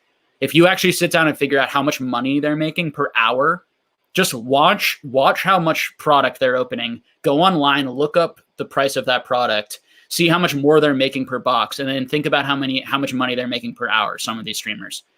I've sat down and done the math. And then they're also selling grading, and they're way up charging on grading. They're selling you raffles and these ridiculous, and then they're selling you off the crap. They're auctioning and raffling off these garbage PSA cards that are way overinflated and way overhyped, and they've hyped themselves. And here's what's so dangerous, guys. These guys have gotten away with it for 6 to 8 months because the market has covered them, because the market has surged so much in price that a lot of their terrible, terrible advice and just completely irrational based on no fundamentals has been covered by a huge boom in the market that makes them look like they knew what they were talking about. And so there are people who, right, if they had been listening to my channel and in my communities, they would have made like 5 to 10 to 20 times on their money, right? And buying the same cards that I did. Instead, because they were doing those sorts of things, they made like 50% or 20% on top, but they don't know, they don't understand what happened this year in the whole market. They don't get how much the market surged, and so they don't see how underperforming they're doing. And when the market turns, it's going to be an absolute disaster. And so that's the reality of what's happening. And it's unfortunate that these guys, haven't been called out for what they are, but they will. And their audiences will see it more and more when they get the products back and realize they're not making money. I'm letting you guys know right now. I get so many messages every single day, about 30 to 40 people that are saying that I'm not making any money. What is going on? I apologize. I take a long time to reply to a lot of people because I get so many. I'm flooded with the messages why I'm not making any money. And I always tell them, how are you doing it, right? How are you investing, right? These people, they're telling you it's not in your favor, right? It's in their pocket. I'll show you guys something real quick, okay? This is straight up from the distributor's pricing of Vivid Voltage. You guys check this out. And but the thing is that the people here, like me and you, right? We have the power too of who are we bringing to the stream? Who are we saying this? This is what we recommend, right? Yeah. This is the distributor's pricing that I got you guys. If you guys want to see how much money they're making off of you, this is Vivid Voltage booster box from, let me see, what's the price? Did I get the right? No. Oh, darn it. I got the wrong information. I'll get the box again.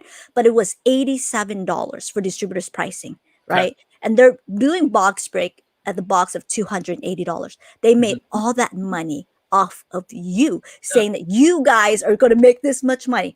In reality, you know who's making the most? They are. Okay.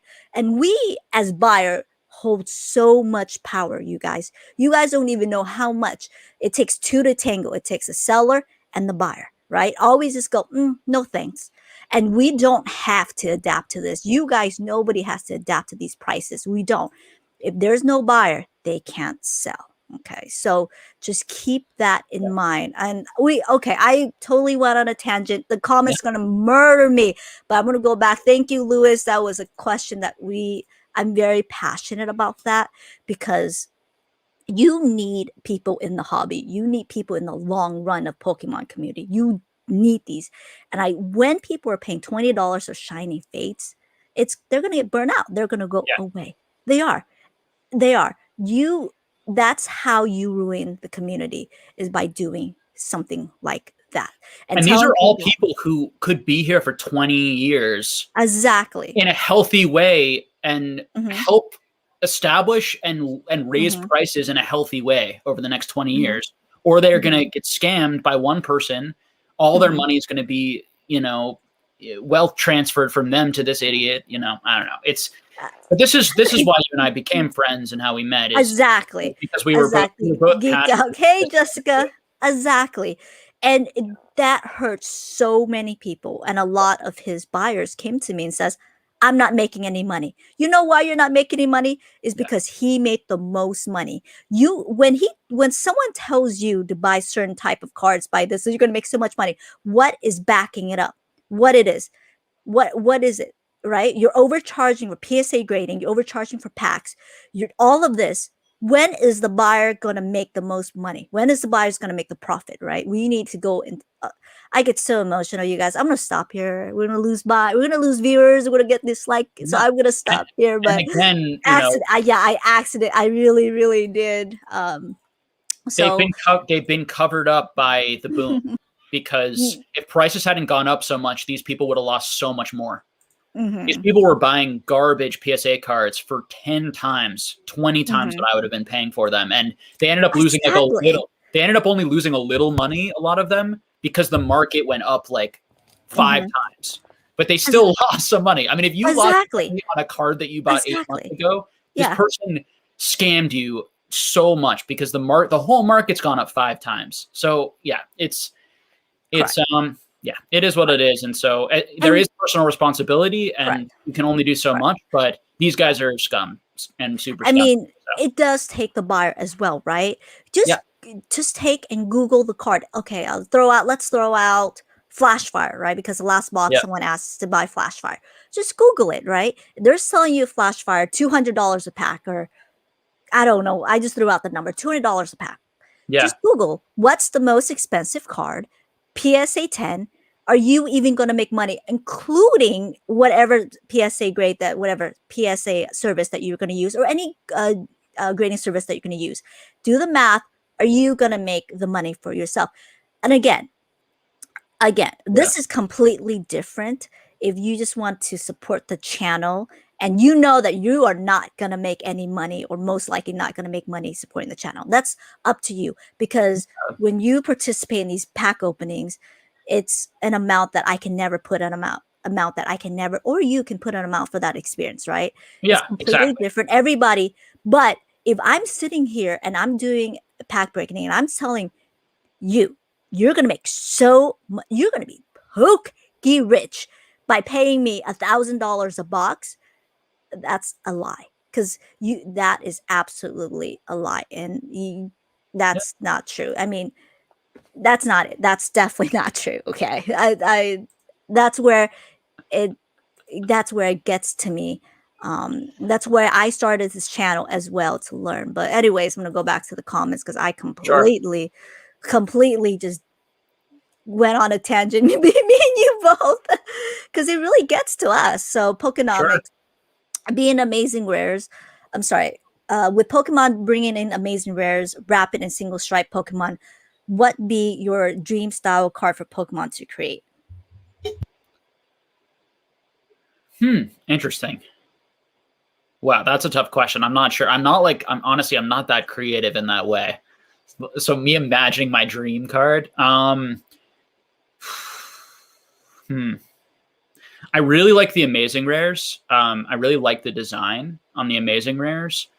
I tend to I think some of my favorite cards have been the Shining Legends Shining cards, because they have that old school style and feel, and the amazing rares. So that's probably going to give you a sense of like my preference for what chase cards look like. Kind simple colors, kind of have a bit of a vintage feel to them. I don't like when they're too shiny. I tend not to like full arts often as much as, so I actually like the baby shinies better than the full art shinies.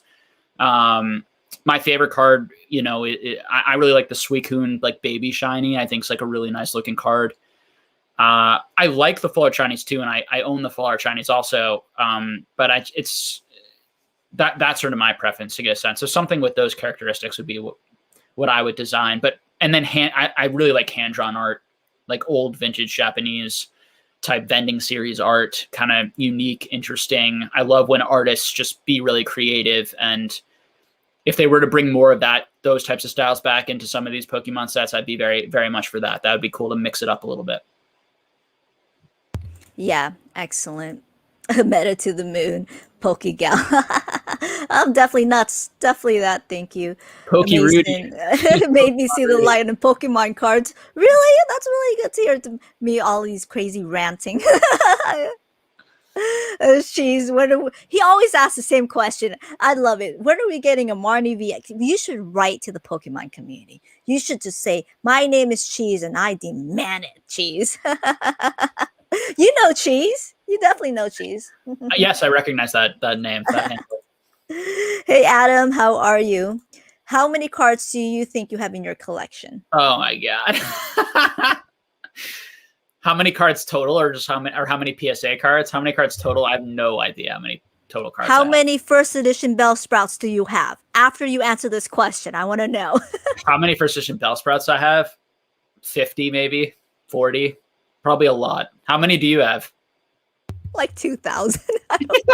That's hilarious. I've hoarded so many. When I went to my when I went to my storage, I took a picture, and I think Squeak saw it. I had that box, and my roommate looked at me like I was nuts. And I posted on a Pokemon Facebook. I said, "How rich am I?" And they were like, "How did you manage to hoard that much?" I go, "I don't know. I don't even know how that card just followed me." So I told them if first edition Bellsprout would be $100, I would give everyone in the chat $100. but no shield bidding. Okay, I know someone might pull that. No, Yeah. no. This is No. price manipulation here. She's Yeah, buying out. She's buying I out all would these cards recognize and that. pushing up the price. I would recognize that, Mason, as you have thrown yourself into the representative of the collecting exactly and investing. How would this? I'm sorry. How will this influence your content? Do you want to stay the leader in this area? What was your intent? Ooh. So my intent for going on there, one, I wanted to experience what that type of thing was like. I think it was a good experience for me to grow, to deal with just a bigger audience and lots of different types of opinions and a lot more like aggressive, angry opinions. So I wanted to experience that for myself to grow as a content creator, and to see if that's something I want. Do I want to be engaged in those types of conversations, or do I want to avoid some of the more difficult, dramatic conversations? As far as like being a leader in this area, I would like to feel good about what I do, and I don't think that I think that I would prefer for a group of people to all give really good advice and for us all to be on the same level and have the even level of like respect. And I think for me, my favorite thing are debates and roundtables, and so I don't like this idea that there's one expert, only one expert, or this type of thing. I think it's also extremely fake. And really, you get much better information out there by talking to a bunch of people with different perspectives, and whoever has the better argument, people will end up listening to, that sort of thing. But I did want to represent and protect the investing collecting space, and I did think that I would be a good person to be there for this, because I do think I've been the one who has actually talked about these issues the most in the entire space that I've seen. I don't think really anyone has been touching on these issues, and I was touching on these issues 8 months ago, when they actually first started becoming a problem, because I really saw this influencer effect and made lots of videos about what I'm seeing in the hobby and how these influencers are going to have an effect, and I got a lot of hate and pushback from it back then. And then fast forward, 4 to 5 months, the majority of the hobby, or many more people, started to agree with me, right? But I was kind of someone who, I kind of saw how this was going to go and what I thought might happen, and it ended up even being worse than I expected, to be completely honest. But yeah, so I thought that I both had the credibility, because I actually was talking about this stuff, and I really am focused on finance and investing, and that's the goal of my channel, is to give economic and investing info. And yes, I show my collection and do some other things, but that's really the goal. And to bring people on to debate those sort of issues. I will do other content and talk about other hot topics, and maybe I'll be a commentary channel too, because I think maybe that would be another thing that I can comment on these types of issues in the hobby when they come up. But yeah, it's a great question, and I don't know. I feel like we're all, including you, PokeGal, I'm sure, are just trying to figure out what we enjoy doing, because you have to enjoy what you're doing. It's like the key to. It's not worth doing this if you're not enjoying the type of content you're creating and enjoying the discussion. So you have to, and this is, I think, advice for any content creators out there, people who want to be involved in that sort of way. You just really have to figure out, like, what would you like to do, and then where is your audience for that, and trying to connect and find that audience and speak for them, or give, or connect and communicate with them. So Exactly. And even though I get this, like, what I say about these things, but I think my audience kind of know how I am like, and your audience as well. yeah. They'll know how I'm like. I'm such a numbers person. Like, I do this for a living. I crunch in the numbers, and that's why I do. I do this for a living, and I see, and when I sit there and I really look and do the calculation and do all of that, I realize the people that are participating in these live pack channels that are investing, okay, not for doing it for fun, but for investing purposing, they're not making any money. At the end, I really sat and do just the crunch, and I realized, wow, what phony baloney that is, right? And that's what it is. But anyways, I went on that tangent again. So thank you. I'll definitely check that out, Blaze Boo Boy. Yeah, absolutely. Thank you, you guys. Give that like. That would be really, really great. And let me go here. Oh wow, the thing just totally refreshed on me, you guys. It always does that. It does that when there's a lot of comments and the darn thing just refresh. So let me double check. So if I missed your question, let me know. Just ask it again. Let me know. Let me go. Hey Dima, how are you doing? Okay, I think I'm at the type. I think I'm back where I started, but I could be wrong. How is your significant other currently feeling about your Pokemon hobby? And have you started teaching her to play the guitar yet? Yes, we've been playing guitar together. I've been teaching her how to play. And she's very supportive. She has no interest in investing in general, and she has no interest in Pokemon. So it's not something that like she puts up with me talking about it. But we have other interests in common, and yeah, she's supportive, and I think that she's proud of just the work that I put in, and like the time and the dedication to trying to do something and do it for a long period of time. And yeah, I was telling people a couple of years ago about what I thought would happen with Pokemon and all these sorts of things, and I think people didn't really believe me. And in my own personal life, and I would have conversations with my family, and they'd be like, "No one's going to want any of this. It's completely a waste of money from that financial perspective." So I think that people, my dad now sends me constantly to move to my, sends me these like collectible articles all the time now saying like collectibles are exploding. Oh my God, Jake, you were telling the truth. Like these types of things. It's like, yeah, That's I really run funny. a channel where I'm doing deep dives on this all the time. It's really funny. I'm aware. I didn't Hey, need to read Pokemon like the New York Classic. Times, the New York Times article to tell me what's happening. I'm very much No, in the middle Sprout of Stick it. Hollow Secret Rare. Oh God, no way. That thing's gonna follow me. Then it's to the moon. No way. Hired you as an outside consultant. What changes would you recommend they make in the short, mid, and long term? And what would you recommend that they keep the same? Man, CJ keeps asking these questions. Are like, wow, these questions are really, really great. So, I mean, outside the obvious ones of like they need to, and I'm sure they're already doing this, just focusing on printing more, and figuring out their relationships with these either new factories they're trying to build or the factories that already exist, trying to, yeah.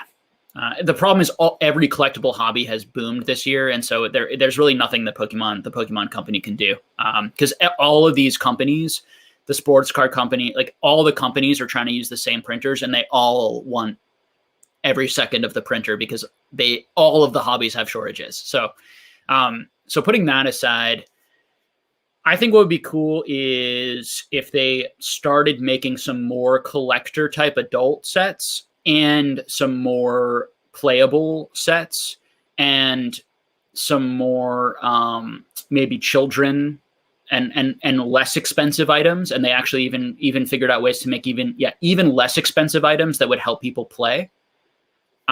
Because I think that the reality is it's a broad hobby of multi-generations, and I would like Pokemon to make products that sort of suit everyone. I think that they also would be cool if they made higher end products too, for where they would have like original artists, like art from artists in them.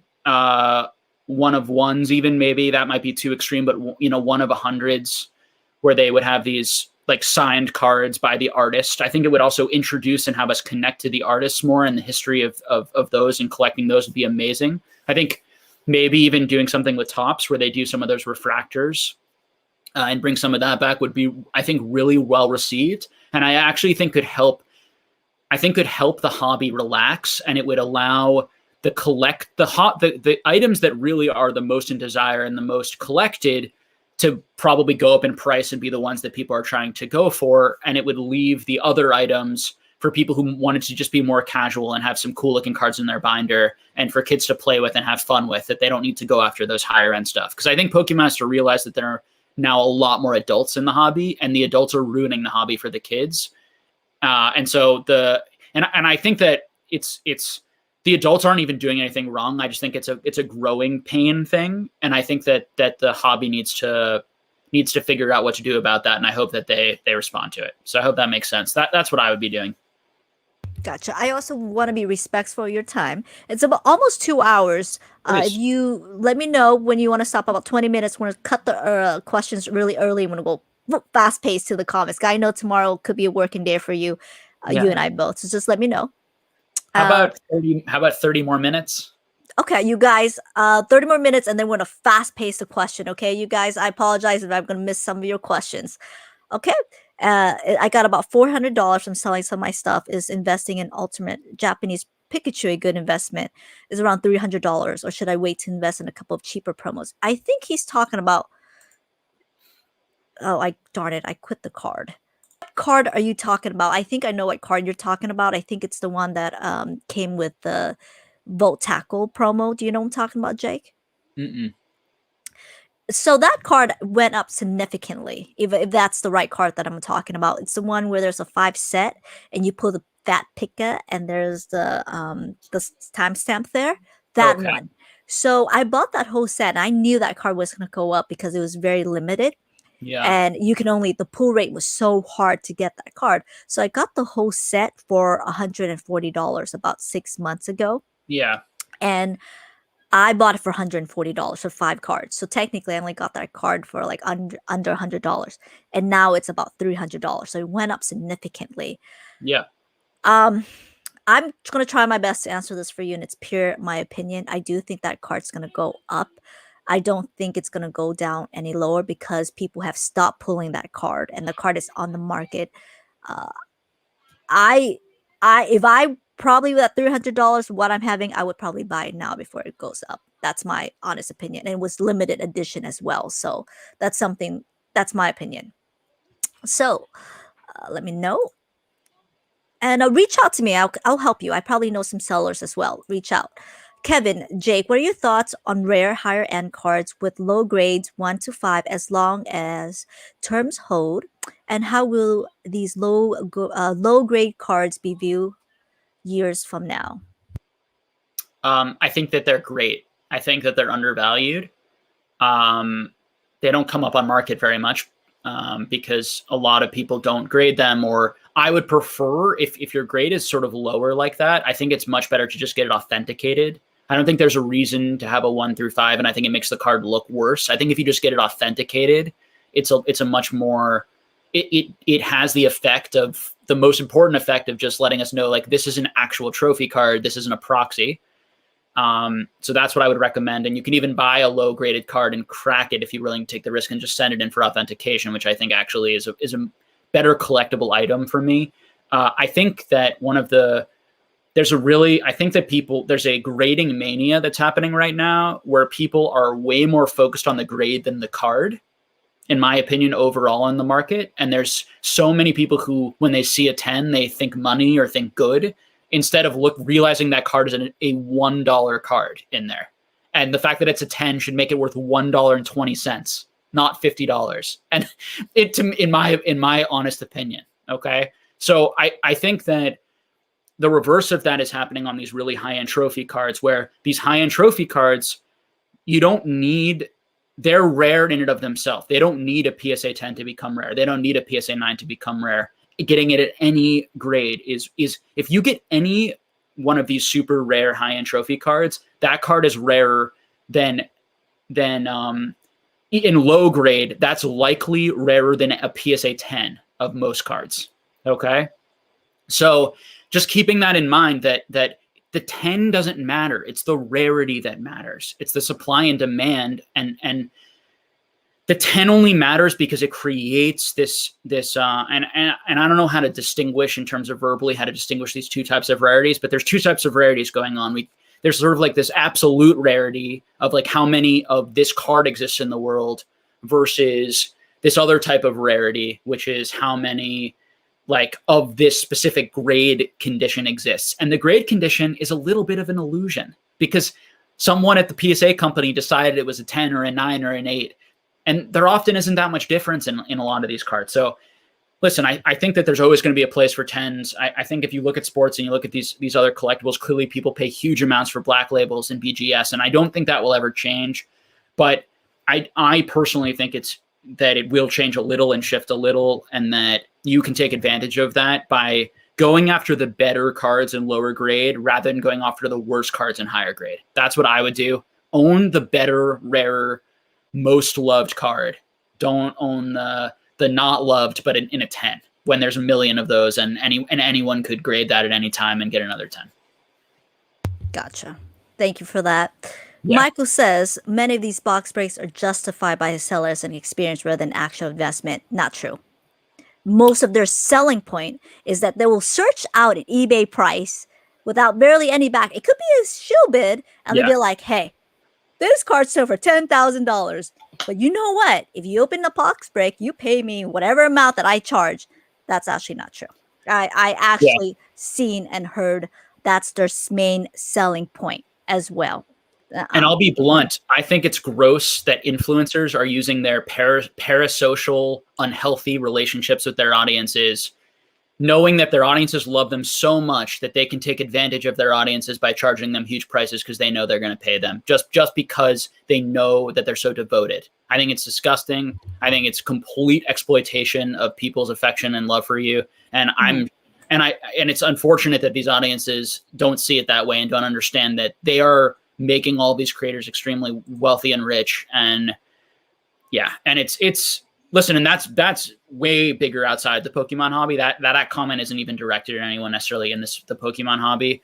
But you saw some people come into the Pokemon hobby doing some booster boxes where they were selling the packs for triple, quadruple, 5 times the value, and people were only paying because they could get that shout out and be affiliated and get the clout, and also because they wanted to be friends with or connect with that influencer. And the influencer knows that, and they're taking advantage of it, and the whole thing's gross. And I think that's part of why the second Logan box break was kind of gross. And I think a lot of people didn't like that second Logan Paul box break because it was all crypto dudes, people not from the Pokemon community, and it was very transparent and obvious that everyone was there for just shout outs and clout, and there was like very little love and enjoyment and history. And yeah, calling it as I see it tonight. I absolutely agree. Yeah, but you know what? I'm such a huge supporter of pack breaks at the same time. As long as the person that's selling it to me is very transparent and very honest and very fun, right? For example, let's just say if I buy a booster box and I know, you know what, that's a booster box, I'm buying it to support the channel. They're not lying to me, right? It's a free market. I go and I support that channel. I bought the box for that channel. Absolutely. It's completely day and night when the seller goes to me, hey, Anna, you want to make money? You go, you buy my box, you go buy my breaks, and I'm telling you that card is worth 10 gazillion billions of dollars, and you go and you get that card graded. That's how you make that money. That's where there's a huge fine line to that, you guys. That's where it is. Absolutely a free market. If someone wants to put that box, someone wants to pay to support that channel, absolutely. And that's where it goes. So, but that's the huge difference where I believe there's completely lying and misrepresenting the product, right? And I've heard and I have seen Boxbreaker have said, for example, I'm just going to throw out something. Battle Styles is even better than Shiny Fates. People have said that to sell you that product, when in reality, is it really? What are you saying? What data are you using to back that up? Or is it because you just want money in your pocket, right? And you're sitting here overcharging for these packs. That's where the main difference is compared to just the packs are this much. If you want to buy, you want to support the channel, absolutely. That's where it is. And that's how they bring in the buyers. They bring in the viewers. They're at home. They want to make the money, right? They want to use your experience. They want to use your services. But what is your service intended to? To help them or to help put money in your pocket? That's the goal and that's the intent. Yeah. Okay. Anyways, enough of that, you guys. I'm just going on about it. We can't help it. I can't, because that really does hurt, because I get the Bellsprout Queen. Oh God, I don't even know about it, but it's absolutely really true. So, no way No, you guys, that Bellsprout first edition is not $100. You guys, raw. I said raw. Bellsprout to the It's moon. not. Do not do that. Oh no, you guys, absolutely at all. Question: if you both would be in charge, design team, please, the lead design / this one's first. Ay. I'm gonna pull it up right now. You're, Yeah, it's an you're error. right. You're right. You're right. YouTube did cut it. Why did it cut? Huh.